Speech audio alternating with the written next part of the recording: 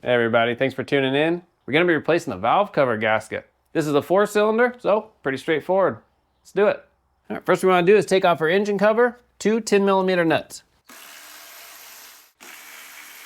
That'll come right off. Now we have our ignition coils. A lot of times these like to break when you pinch on them, just like that. That's a prime example. So what we're gonna do is use a pick instead. So let me zoom you in a little. These are actually all broken except one. This one right here. It's okay if they are broken. They're not gonna come out. They're nice and solid in there. But to prevent breakage, we take our angled pick and put it in the front and pull up. You can also get it underneath here and pull up.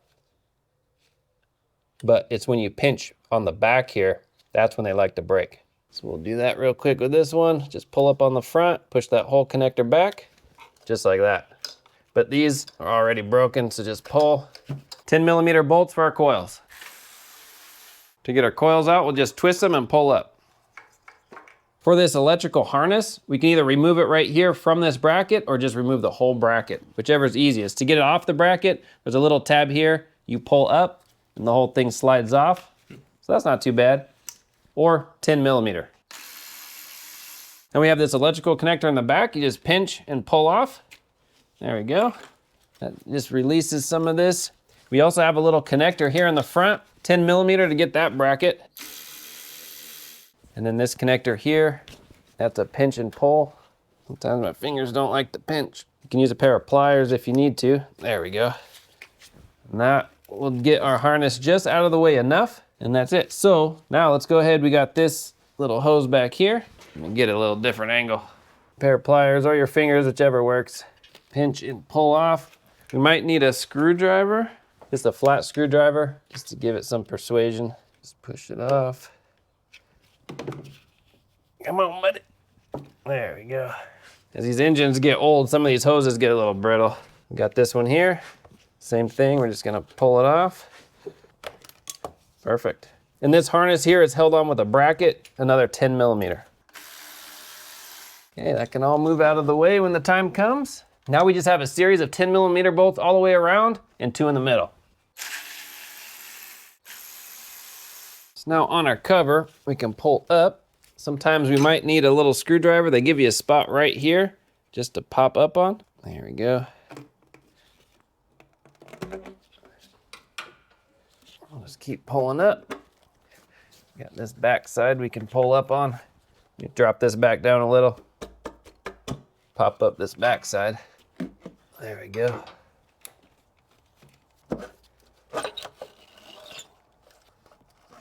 All right, perfect.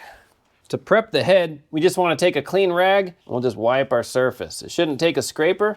You just want to wipe it off, make it good and clean. And then when we wipe, we're gonna wipe from the inside outward. So if there's any grit, it doesn't get in our engine. We'll just do that all the way around. Now there's 2 spots in the front where the timing cover and the head meet. There's a little seam and you'll notice some RTV. You wanna get that RTV off. A lot of times it just comes off with your fingers. If you need, you can use a plastic scraper. So it looks just like a regular scraper, but with a plastic blade. And that'll scrape off. You don't have to get 100%. If a little bit's left behind, that's okay. RTV will stick to itself. We just want it as flat as possible. Once we got it all wiped down, we'll take a fresh rag and a little bit of brake clean. Get it on our rag. And then right where that RTV was, we're gonna wipe that off. We want it to be oil-free for our new RTV. That's it. Let's go prep the valve cover. On our valve cover, we just want to remove our old gasket. You can pull up from here. Sometimes it's really brittle and wants to break inside the channel. Then you can use an angled pick, just pick it out.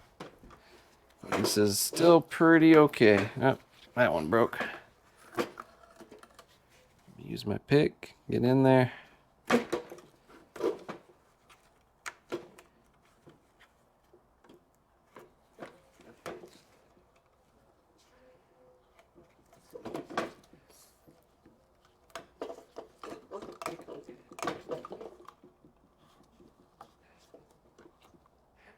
Even where our 2 bolts go, that's part of the gasket, so we want to make sure that comes off.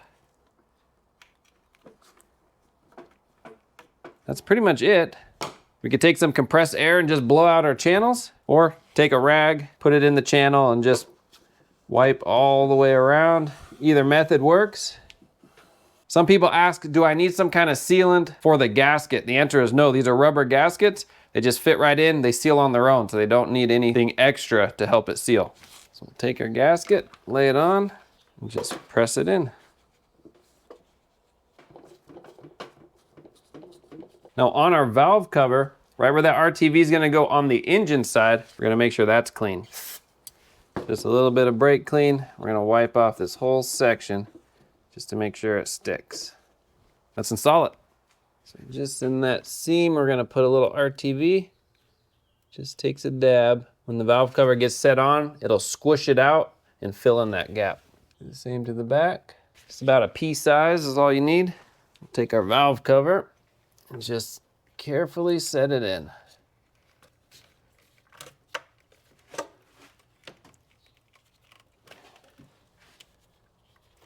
Want to make sure the gasket doesn't snag on anything.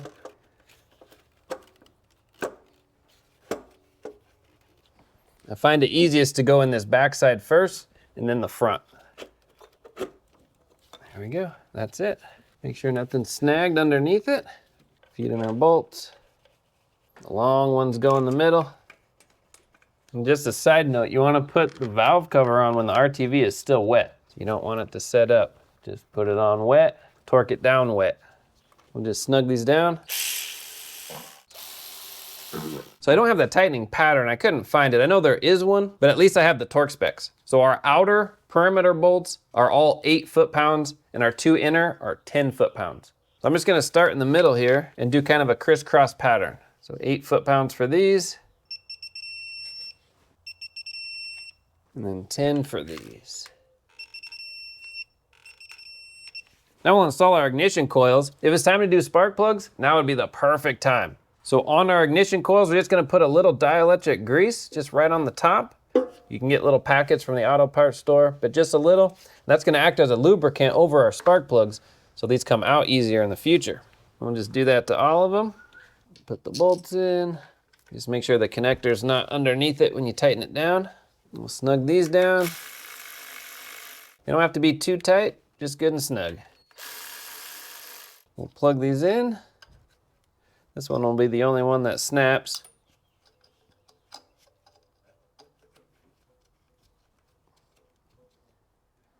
There we go. We could put our hose on and get the pliers. And I like putting the clamp right back where it was.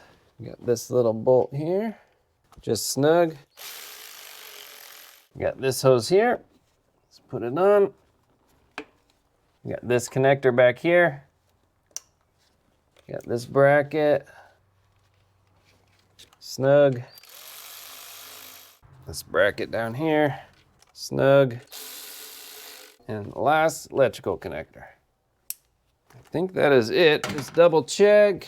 Looks good. Wipe your valve cover off really good so we can make sure we don't have any leaks in the future. And that's it. Should just slide on.